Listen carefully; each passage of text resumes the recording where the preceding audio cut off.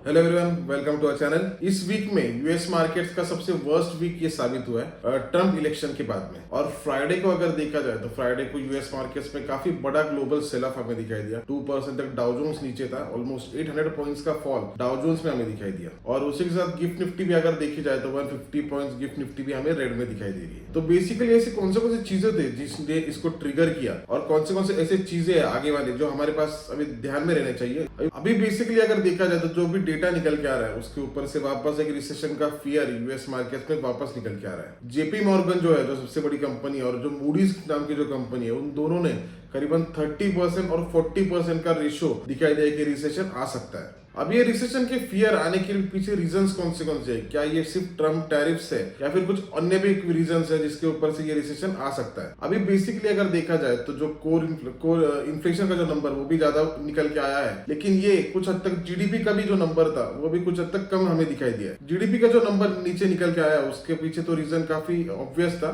क्योंकि पिछले वीडियो में मैंने मेंशन किया था कि जिस तरीके से टैरिफ्स लगने के डर की वजह से जो यूएस की जो कंपनीज थे उन्होंने काफी बड़ी क्वांटिटी में इंपोर्ट्स किए थे, मतलब बाद में उनको ज्यादा प्राइस नहीं देनी पड़ेगी, और उसकी वजह से इंपोर्ट और एक्सपोर्ट का डिफिसिट हो गया था, और उसका इम्पैक्ट डेफिनेटली जीडीपी पर दिखने ही वाला था। और उसी तरीके से और जीडीपी पे उसका इम्पैक्ट भी दिख रहा है। और उसके ऊपर से जो कोर एक्सपेंडिचर जो है, कंज्यूमर जो एक्सपेंडिचर है, वो भी अगर देखा जाए तो वो हॉट निकल के आ रहा है, मतलब वो ज्यादा निकल के आ रहा है। अभी बेसिकली ये जो रिसेशन का जो फियर, ये जो एक डिस्कशन चल रहा था, ये अगर आपको पता होगा तो लास्ट ईयर भी करीबन 3-4 मंथ्स तक ये रिसेशन का फियर यूएस मार्केट्स में चला था, और उसके ऊपर से हमें काफी बड़े बड़े फॉल्स हमें यूएस मार्केट्स पर और उसी को कैरी करते करते इंडियन मार्केट्स पर भी हमें दिखाई दिए थे।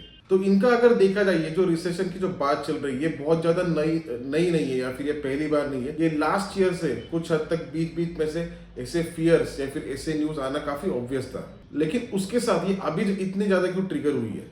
तो उसके पीछे डेफिनेटली एक जो रीजन है वो यही है कि ट्रम्प का टैरिफ्स लगाना। ये अगर सिर्फ एक ही रीजन नहीं रहा तो ये डेफिनेटली ये रीजन है कि जिसकी वजह से ये चीजें ट्रिगर हो रही है। अभी अगर देखा जाए तो जितने टैरिफ्स लगेंगे, मतलब जिस तरीके से उन्हें चाइना पर या फिर इंडिया पर या किसकी ऊपर भी अगर जो टैरिफ्स लगाएंगे या फिर बढ़ेंगे, तो उसका इम्पैक्ट मेजरली जो होने वाला है वो यूएस के लोगों पर होने वाला है। और अभी अगर देखा जाए तो अनएम्प्लॉयमेंट का जो रेशियो है यूएस में वो बढ़ते जा रहा है, और उसके अगर उनको ही अगर प्राइजेस, मतलब फार्म प्रोड्यूस में जो इंडिया से काफी आता है, फार्मा जो इंडिया से ज्यादा आता है, फिर चाइनीज की जो ईवी व्हीकल्स जो है वो भी काफी इंपोर्ट किए जाते हैं यूएस की तरफ से, तो उनको ही उसके प्राइजेस ज्यादा देने पड़ेंगे। अभी अगर अनएम्प्लॉयमेंट रेशियो ज्यादा होगा तो उससे अगर ये वापस इन्फ्लेशन अगर हाई हो जाएगा तो उनके लिए इकोनॉमिकल काफी ड्रॉ डाउन, यानी इकोनॉमिकली काफी सेटबैक का वो साबित हो सकता है। अभी उन्होंने वापस एक स्टेटमेंट दिया था कि इंडिया के पास जितने टैरिफ्स लगाए जाते हैं इंडिया की तरफ से वो काफी ज्यादा है, और उसको कहीं ना कहीं उनको सॉर्ट करना होगा। अभी वही देखना होगा कि 2 अप्रैल को वो किस तरीके से टैरिफ्स लगाए जाएंगे। वो एक काफी क्यूरियोसिटी की एक बात होगी कि किस तरीके से टैरिफ्स लगाए जाएंगे और किस तरीके से टर्न आउट होता है। लेकिन मुझे पर्सनली अगर देखा जाए तो मुझे नहीं लगता कि इतने वर्स्ट सिचुएशन में वो और कुछ ऐसा एक्सट्रीम डिसीजन लेंगे जिस तरीके से उनकी इकोनॉमी पर या फिर मार्केट्स पर काफी बुरा असर हो सकता है। क्योंकि उनके जो पार्टनर थे, मतलब उनको जो लगा था पहले कि हम टैरिफ्स लगाएंगे, और उसके ऊपर से क्या होगा कि जो कंपनीज बाहर की जो कंपनीज है वो किसको प्रीफर करेगी कि यूएस के अंदर मैन्युफैक्चरिंग स्टार्ट करेगी। मोटिव अगर देखा जाए तो मोटिव वो क्लियर यही था कि यूएस के अंदर मैन्युफैक्चरिंग स्टार्ट हो और उसके ऊपर फिर टैरिफ्स कम रहेंगे तो यूएस के ऊपर इकोनॉमी को उसका सहारा मिलेगा। लेकिन वो हुआ क्या है? तो हुआ अपोजिट हुआ है। जिस तरीके से इन्होंने टैरिफ्स लगाए तो उसी तरीके से आगे से भी रेसिप्रोकल टैरिफ्स लगाए गए, चाइना के ऊपर से भी लगाए गए, अन्य कंट्रीज जो भी थे, इन्होंने अगर 20% लगाए तो उन्होंने भी 25%, 20% ऐसे टैरिफ्स लगाए। और उसका एक जो बुरा असर अभी फिलहाल ही टेस्ला के ऊपर दिख गया है।